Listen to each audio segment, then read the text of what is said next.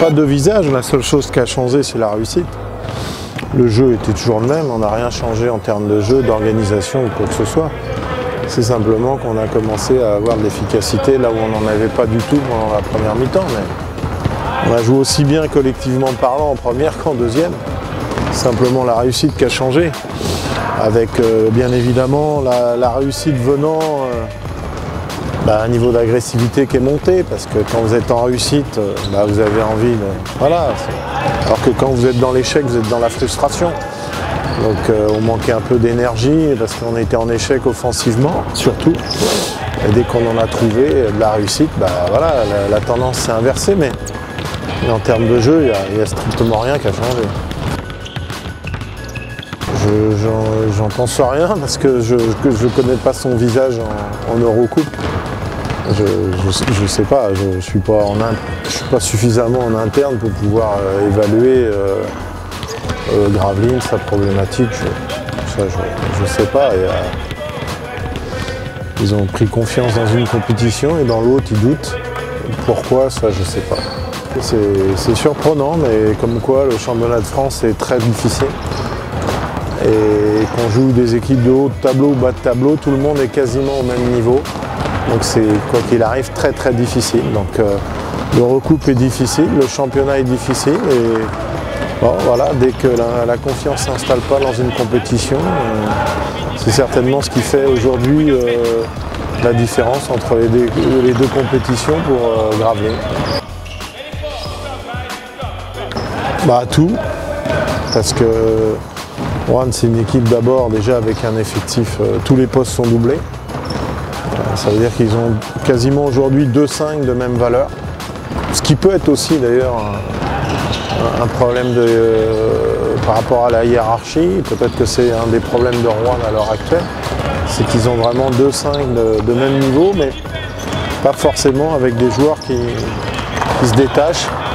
Là où sur les années précédentes, les garçons comme Grady et Amagou étaient plus dominants, moins cette année. Et dans ce cas-là, quand vous avez 10 joueurs du même niveau, tout le monde considère qu'ils pourraient jouer. Donc ça peut créer aussi des problèmes un peu peut-être de cohésion, je ne sais pas. Là encore, nous on voit ça que de l'externe. Donc poser des jugements, c'est toujours difficile, mais on a tout à craindre parce que c'est une équipe qui joue...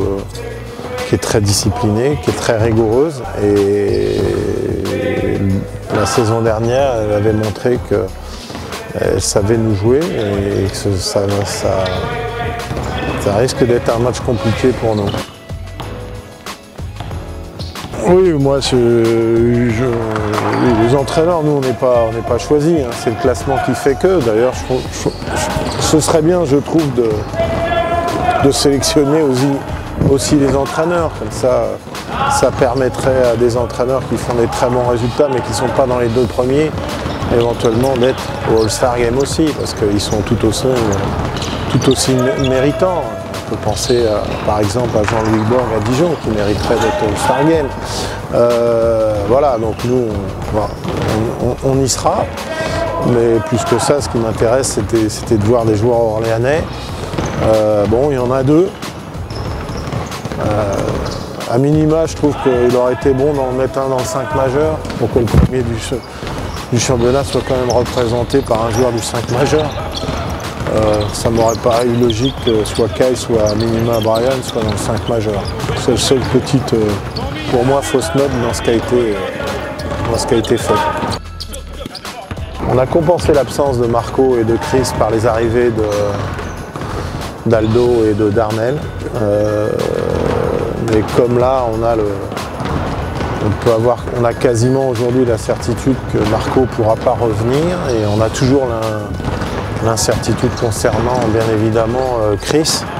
Alors après, 2 options se présentaient, hein. Soit on allait recruter un joueur français extérieur, soit on décidait de préserver le groupe en l'état, de ne pas ajouter un joueur à l'effectif et de conserver Darnell qui s'est parfaitement intégré avec nous, qui a un très bel esprit, qui est performant, et ce jusqu'à la fin de saison.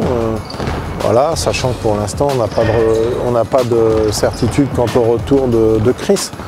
Donc on se posera les bonnes questions, puisque bien évidemment ça nous fera 6 Américains sous contrat quand Chris sera opérationnel. La logique voudra bien évidemment de réintégrer Chris.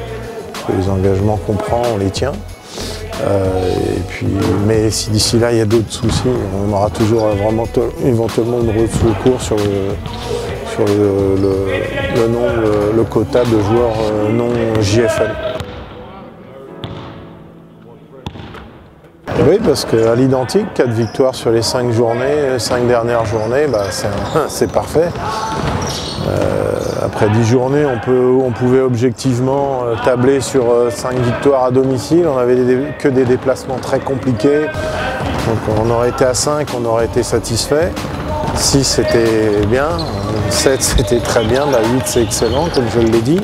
Le bilan de résultat est excellent, mais plus que le bilan de résultat, c'est la manière avec laquelle on les a obtenus. Parce que je trouve qu'on est une équipe qui montre un bel esprit, du jeu, des deux côtés du terrain, c'est très équilibré, aussi bien offensivement que défensivement. Donc ça c'est une vraie satisfaction, il y a un réel plaisir dans le quotidien de travail avec ce groupe-là. Donc bon, ça se traduit par ces résultats-là, avec aujourd'hui une première place qu'on va tout faire pour préserver dans les semaines à venir. Ouais, mais je resterai maudit. Pour autant vigilant, parce que je pense que c'est un championnat très très dangereux. Alors c'est sûr que ce qu'on a fait n'est plus à faire. Ça c'est une garantie, et qu'on sait qu'aujourd'hui, une 9e victoire nous enverra à la Leaders Cup. Donc plutôt ce sera le mieux, et si possible dès samedi.